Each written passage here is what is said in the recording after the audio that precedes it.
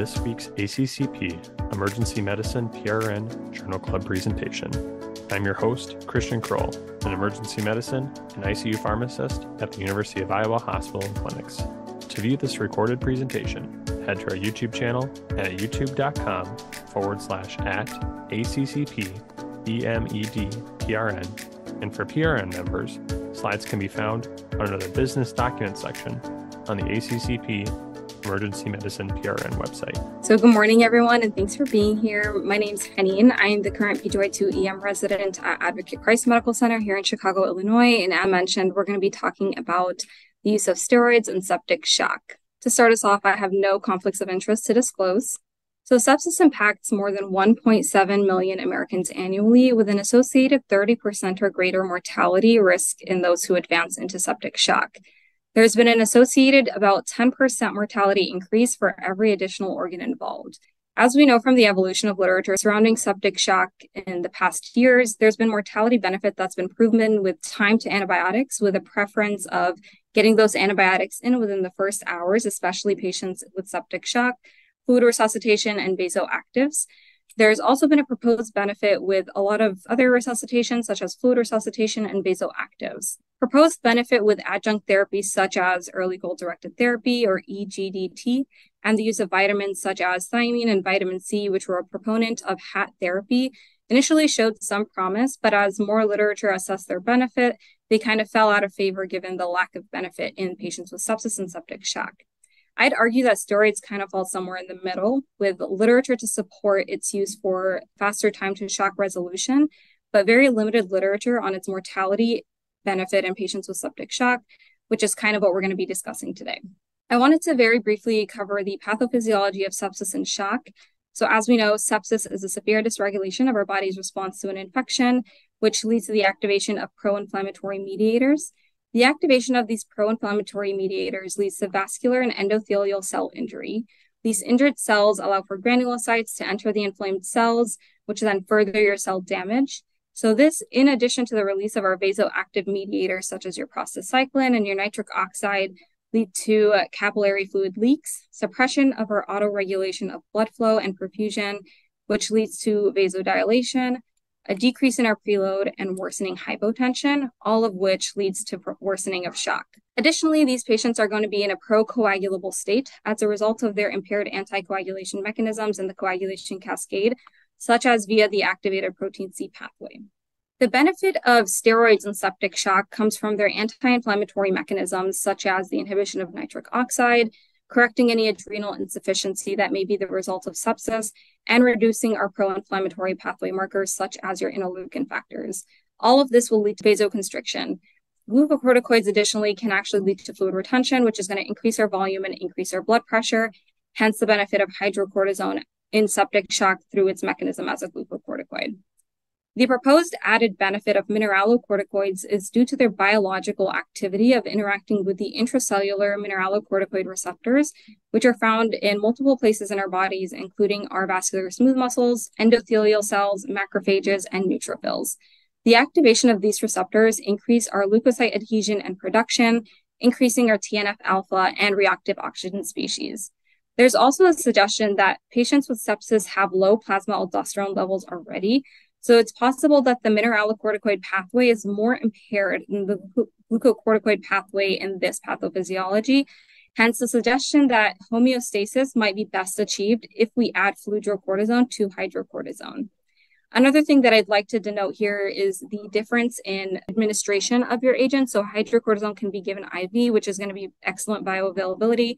However, the PO administration of fludrocortisone is going to be less than ideal, given that these patients are already in a shock state, so absorption is likely going to be low. In the 2016 guidelines, the recommendation for use of steroids was against the use of steroids in patients with septic shock who were able to be resuscitated appropriately with fluids and vasopressors, caveating that if these patients were refractory to fluids and pressors, you can consider IV hydrocortisone. This was identified as a weak recommendation with a low quality of evidence. But in the newer 2021 Surviving Sepsis Guidelines, they actually recommend and suggest the use of IV corticosteroids in patients with septic shock if they are refractory to fluids and pressors.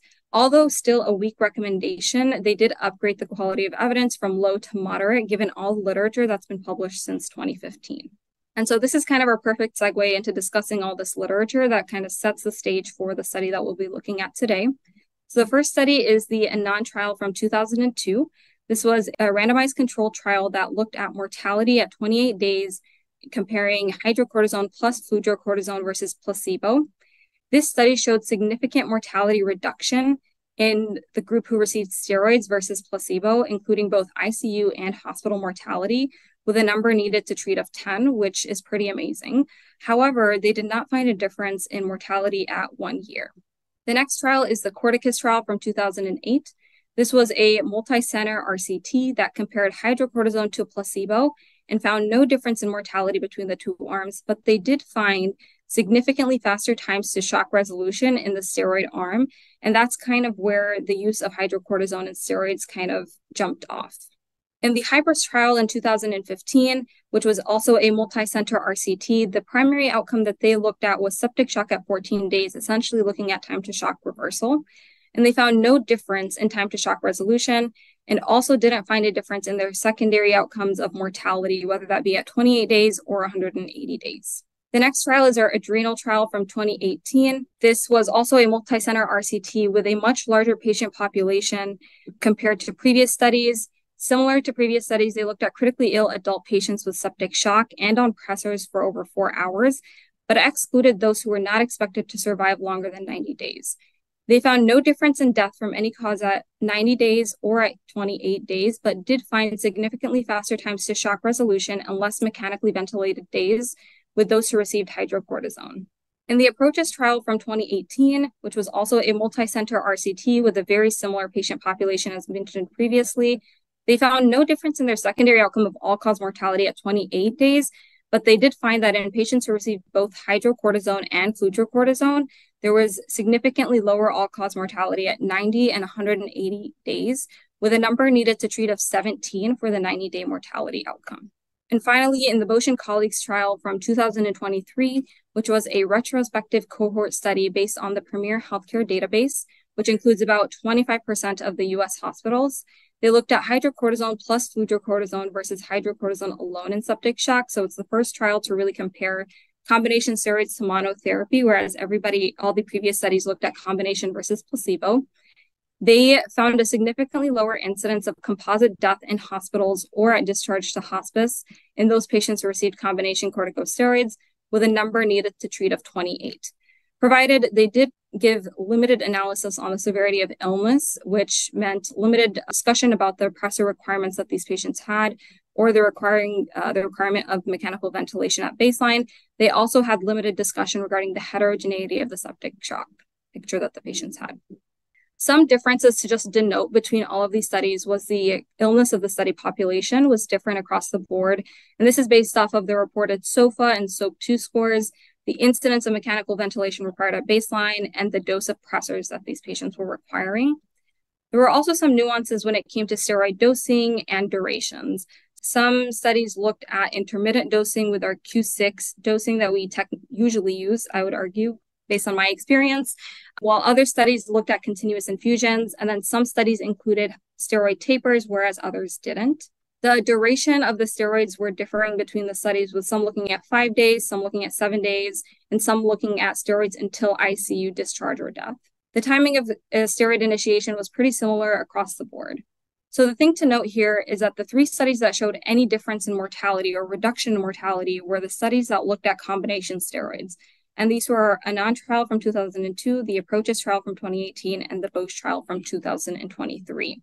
I think this brings to question whether the benefit of steroids in septic shock is only if we were to use fludrocortisone, because we were unable to replicate the results of these studies in any of the other studies. And that kind of sends us into our study that we're going to be discussing today. So the title of the study is Fludrocortisone plus Hydrocortisone versus Hydrocortisone alone as adjunct therapy in septic shock by Locke and colleagues, published this year. This was a single-center retrospective cohort study of patients who were admitted to the MICU with septic shock that was refractory to fluids and vasopressors from March of 2017 to May of 2020. These patients were compared based on the steroid regimen that they had received. Either they were given a combination of hydrocortisone plus fludrocortisone, or they received hydrocortisone alone for their septic shock, and the steroid regimen was left to provider discretion. Patients were excluded if they had received only one dose of corticosteroids, if they were in a shock state that was secondary to a non-sepsis etiology, if they were on corticosteroids prior to admission, and this was defined as 30 milligrams a day of prednisone equivalents or more for 1 or more months prior to the need of corticosteroids in hospital, or corticosteroids that were used for an alternative indication, such as patients who had received transplants, were on chemo, or had COPD exacerbations. The primary outcome was time to shock reversal, with the shock onset definition being a systolic pressure of less than 90 or a MAP less than 65, and that was considered your time zero for all the baseline variables. Secondary outcomes included in-hospital mortality, 28-day mortality, and 90-day mortality. Additionally, ICU and hospital length of stay, duration on mechanical ventilation, and our safety outcomes. Some definitions outlined in the study that I just wanted to set the stage with were the definition for septic shock reversal was a systolic of greater than 90 or a MAP of greater than 65 that was sustained for at minimum 6 hours without the use of vasopressors. Fluid resuscitation was defined as any volume of crystalloid or colloid fluid that was administered in the 24 hours prior to vasopressor initiation. And their first-line vasopressor was norepinephrine as per the guideline recommendations, with vasopressin added on at 0.04 units per minute when norepinephrine was at 0.1 to 0.2 mics per kilo per minute, again, per the guidelines, which primarily came from the FAST trial. And finally, steroids in the patients that received both hydrocortisone plus fludrocortisone, both of those must have been started concomitantly or else they were not included in the combination steroid arm. Antibiotics were also administered in a timely fashion for all patients and were tailored to the suspected infection, and steroid tapers were left up to provider discretion. A total of 653 patients were screened for the study, with 402 of them being excluded. The primary reasons for exclusion were either having received only a single dose of corticosteroids, if they had shock secondary to a non-sepsis etiology, or if they had other indications for their steroids. So of the 251 patients who were included in the study, there was no significant difference between the two groups in terms of their age, sex, reason for admission, or comorbidities, with the most common sources of infections being pulmonary, urinary, or suspected bacteremia of unknown source. The median lactate in both groups was about 3.5, with a median SOFA of 9.5, and about 74% of either group was mechanically intubated at baseline. When looking at the interventions in treating septic shock, the majority of these patients received appropriate antibiotics within 24 hours of the diagnosis of septic shock. There was very similar fluid resuscitation patterns in both groups, with most patients having received their 30 cc per kilo bolus of crystalloid fluid.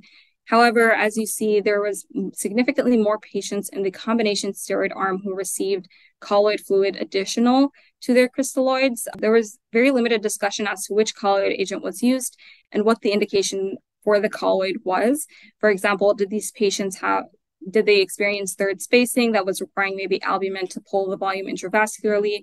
It's a little bit unclear. When looking at their vasopressor therapy requirements, there was no significant difference in the dose of norepinephrine at which hydrocortisone was initiated. However, numerically, you can see that the dose of norepinephrine was lower in the combination steroid group when steroids were added, which could maybe help us make the argument that those patients were potentially sicker at baseline. There was also no difference in the MAP at which vasopressors were initiated, with a median MAP of 60 in both groups, and no significant difference in the vasopressor duration. However, significantly more patients in the combination steroid arm were on vasopressin at the time of hydrocortisone initiation, and these patients were also started on pressors significantly faster than the hydrocortisone alone arm. Again, kind of arguing that those patients potentially were sicker at baseline. Regarding their corticosteroid regimens, the patients in the hydrocortisone plus fludrocortisone arm had significantly shorter times to first dose of corticosteroids, and with a significantly higher number of patients who received corticosteroids within the first 9 hours of septic shock. The duration of full dose hydrocortisone, which was defined as hydrocortisone greater than 200 milligrams a day, was again higher in the combination steroid arm. And there was no difference in the number of patients who received hydrocortisone tapers between the two groups. When looking at their outcomes, the primary outcome of time to shock reversal, there was no significant difference between the two groups, and no significant difference in secondary outcomes, which included in-hospital, 28-day, and 90-day mortality. As you can see, the end numbers for both 28-day and 90-day mortality are lower in both groups, which is due to loss of follow-up or loss of information for these patients. There was also no difference in ICU length of stay, hospital length of stay, or duration on mechanical ventilation. When it came to adverse effects, in both groups, there was no significant difference except for the incidence of hyperglycemia, which was significantly higher in the combination steroid arm with a p-value of 0.01, which is not shocking given that they received a lot more steroids. Finally, in the multivariable analyses that they completed, they looked at the incidence of in-hospital mortality and characteristics that might be associated with increased in-hospital mortality. So based on their baseline characteristics that they assessed, they found an association for increased likelihood of in-hospital mortality in patients who had end-stage renal disease, on dialysis, and elevated baseline lactates. Shock interventions associated with higher in-hospital mortality were norepinephrine doses at hydrocortisone initiation, the use of vasopressin and duration of vasopressors, with higher norepinephrine doses and longer pressor duration being more likely to be associated with in-hospital mortality, as it likely correlates to the severity of illness. They did find that the use of a hydrocortisone taper was actually associated with a decreased risk of in-hospital mortality. And the thought here is that if we were to taper off our steroids, we are reducing the risk of sending these patients into adrenal insufficiency because we're taking them off more slowly. So we're not going to see that rebound effect of pro-inflammatory markers and hemodynamic instability. Some limitations to consider is the differences in septic shock management. While majority of the medical management was very similar between the arms, some differences to note are with the patients who received combination steroids, there was an increase in amount of colloid resuscitation in these patients. They had faster time to steroid initiation and started steroids at lower norepinephrine doses. The majority of these patients, a higher number of patients were on vasopressin when compared to the hydrocortisone alone arm. So again, kind of arguing that these patients may have been sicker at baseline and hence we didn't potentially see a benefit in mortality. And given the number needed to treat, as I mentioned in our initial literature review, you could also argue that we would have had to have a much larger sample size to detect any difference in mortality. And finally, as with most retrospective studies, causality cannot be assumed or proven. Given the nature of the study, there's always a high likelihood of bias regarding the agent choice, time to agent initiation, as well as the variability in physician practice, which introduces treatment bias. So the big takeaway here is that there was no difference in time to shock reversal or mortality with hydrocortisone plus fludrocortisone versus hydrocortisone alone in patients with septic shock. So corticosteroids and septic shock have been associated with faster time to shock resolution, but there is limited evidence suggesting a mortality benefit, and optimal time to initiation and duration of corticosteroid therapy remains uncertain. I just wanted to also take this time to reiterate that the mortality benefit that we saw in the previous studies, whether that be the Haneen and the approaches in the Bosch trials, however, only Haneen demonstrated an improvement in 28-day mortality with a number needed to treat of 10. So lack of small number needed to treat in both the approaches and the Bosch trial, as well as no statistical benefit observed at 28 days, could all be due to changes in management of sepsis over the past 21 years. An example of this would be moving away from early goal-directed therapy as per the results of the Process, Promise, and Arise trials. So perhaps the benefit of fludrocortisone or even steroids in general is less profound than we thought, given our current management of septic shock. And with that, I am open to any questions. If you have enjoyed this presentation content and would like to hear more, subscribe via your favorite podcasting app. Additionally, make sure to check out our YouTube page for all recorded presentations. Thank you for listening to this week's ACCP Emergency Medicine Journal Club presentation. Join us weekly for review and discussion of new journal articles in emergency medicine. This podcast provides general information only and does not offer individualized medical or professional healthcare services, including pharmaceutical advice. The contents and materials in the podcast are not intended to be a substitute for inpatient pharmaceutical advice, diagnosis, or treatment. And the use of the contents and materials in the podcast does not constitute a pharmacist-patient relationship. As a result, the information in and materials linked to this podcast are applied at the user or patient's own risk. Users or patients should consult their physician or personal healthcare professional.